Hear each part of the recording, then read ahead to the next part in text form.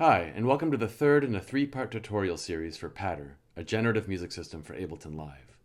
In this installment, we'll cover phrasing, all the stuff on the left side that governs when Patter starts, stops, or cues another Patter. The first thing we'll cover is looping.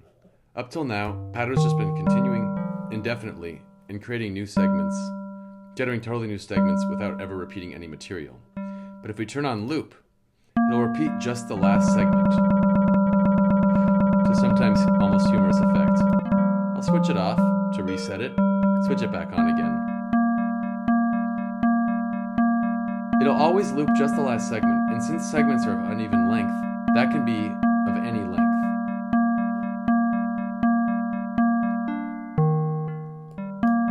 Right now it's just the one gesture, but if I turn up the mean here, it's the one segment. It'll loop the last two segments.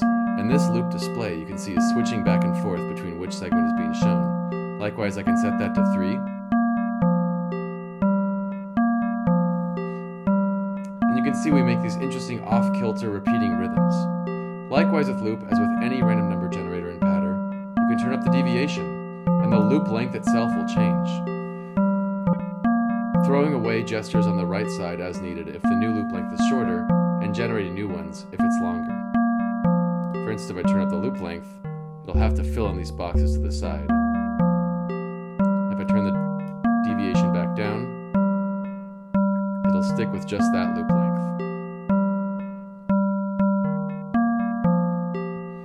So a fun thing about this, because the loop lengths are of uneven lengths, we can create a second track. By just duplicating this, we'll get a whole new patter. We'll have the patter on the left track play lower notes, like the left hand of the piano. The patter on the right track play higher notes, like the right hand of the piano. And maybe we'll pan them a little differently just for kicks. Now when I hit play, they'll both loop. We'll give them shorter loop lengths.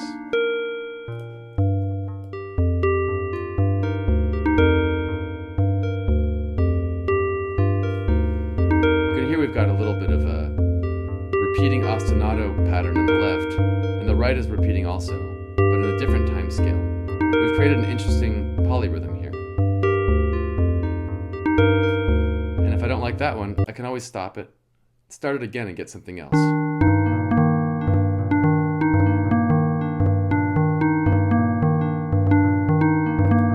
That's a very interesting, kind of messy one. I can stop it and start it again.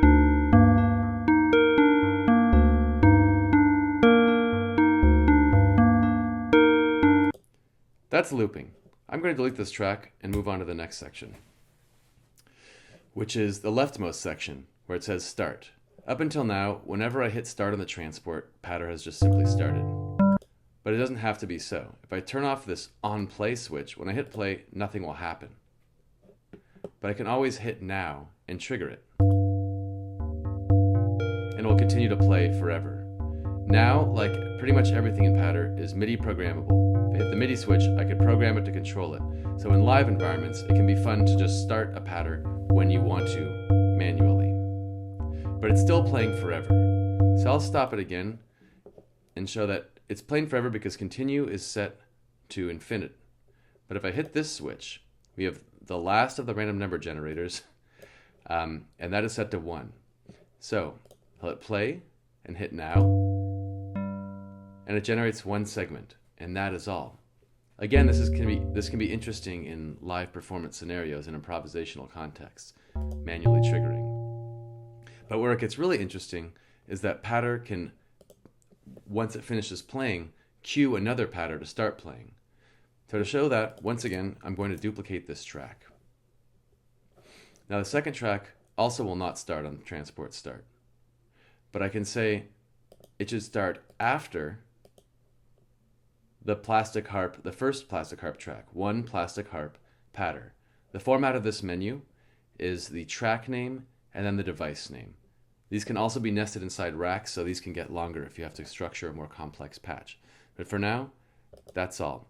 So you'll see, once again, that when the right one will play, the leftmost Patter will play one segment and then hand off control to the rightmost Patter, which I'll once again put in the high notes, like the right hand of a piano, and hit play. and trigger it.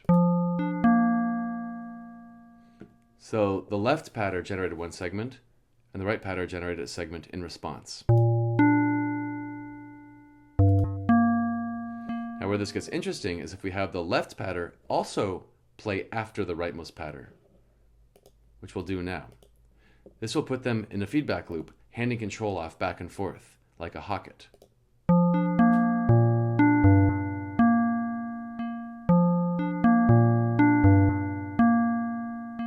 Since they're looping also, we're getting an interesting looping effect. Now, I'll stop that and demonstrate one more thing. I'll switch off this after on the leftmost pattern, and on the right one, instead of playing after, I'll have it play with the left pattern. That means that when I trigger the left pattern, the right one will play at the same time, just one segment. To demonstrate,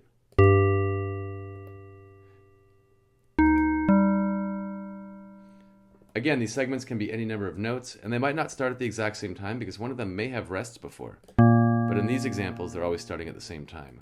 This enables you to create chords. If you have an ensemble, you can have a bass instrument and a chord instrument and compose chords across instruments in perfect coordination. Similarly, you don't need to necessarily have patterns in separate tracks, but you can have multiple patterns in one track.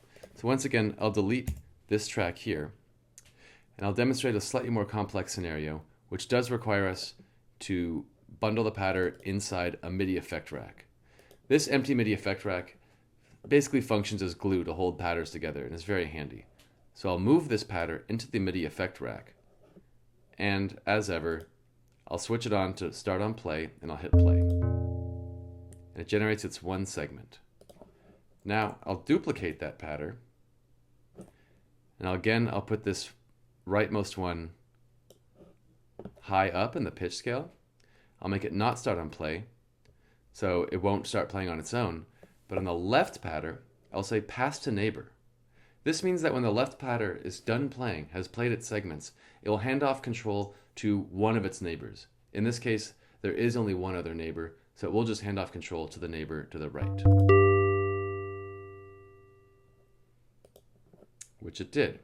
Likewise, I can set pass to neighbor on the right one, and they'll just pass control back and forth between each other, just as we had in the separate tracks, but this time within a given track, and specifically within a rack.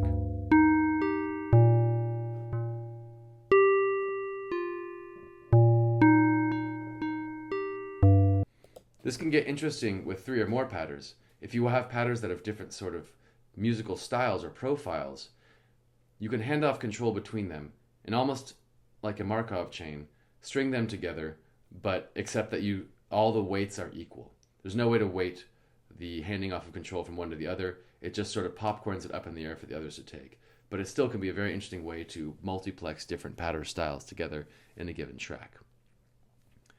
So that's all the pattern controls, and that concludes the 3rd tutorial. I hope you've been able to follow along. I know it's been a little fast, but I really appreciate your listening, and I really hope you can spend some time with this and have some fun with it. Please check out the website, playpatter.com, for more information. Thanks so much.